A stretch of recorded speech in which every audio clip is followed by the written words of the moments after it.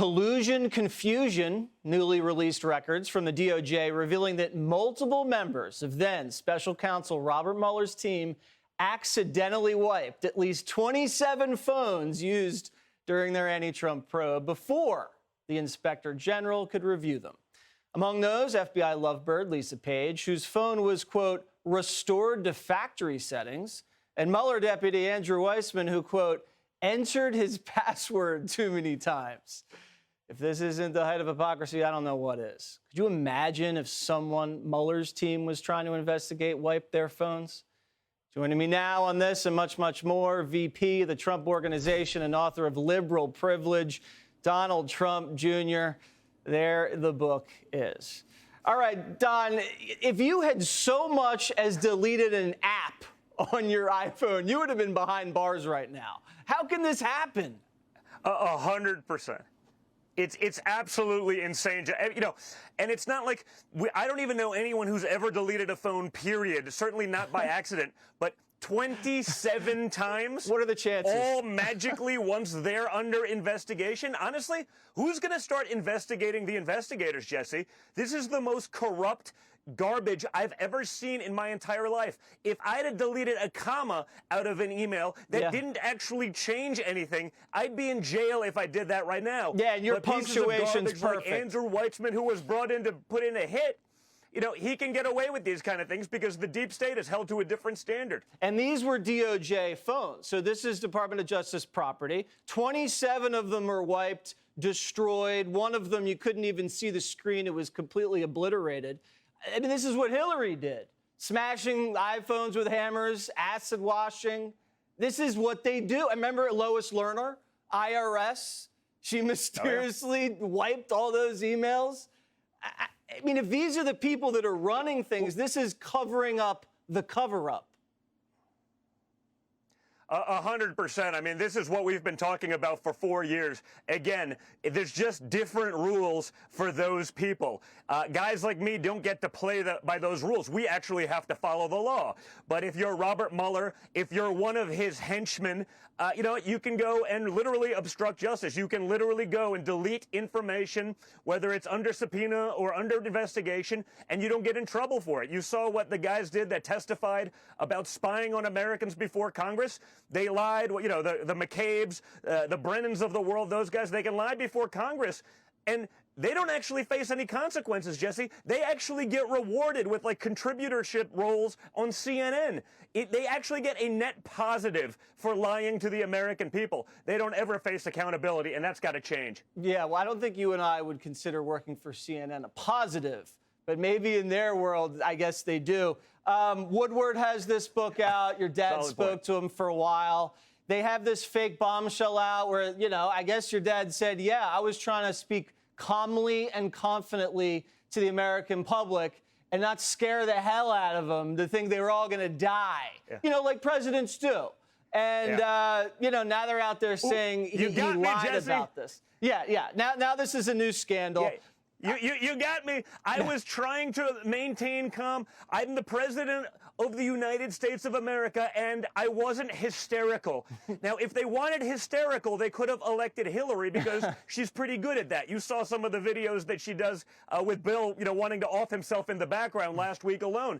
But that's the difference. He wanted to remain calm. Even Dr. Fauci, to his credit, said, you know what, I never saw Trump downplay it once.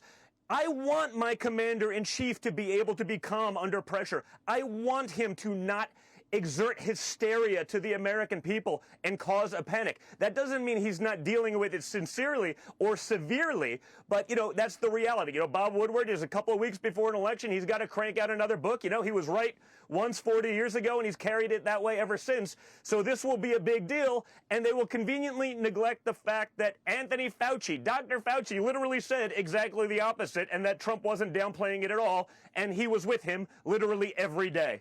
I don't know what they wanted him to do. If he had gotten out there in the middle of the impeachment trial and said, hey, America, there's a real deadly virus coming in from China. We have no idea what causes it, where it came from, or who's going to die. They just say your dad was distracting from impeachment. So we all know that's garbage. But something that's actually a lot different than that. Your father's been nominated twice now for the Nobel Peace Prize. I checked out the criteria for the prize. It's basically removing standing armies and pushing peace. Now, if you look at the troops he brought out of Syria, Iraq, Germany, and Afghanistan, and the peace deals Kosovo between the UAE and Israel and the peace on the Korean Peninsula, that fits the bill.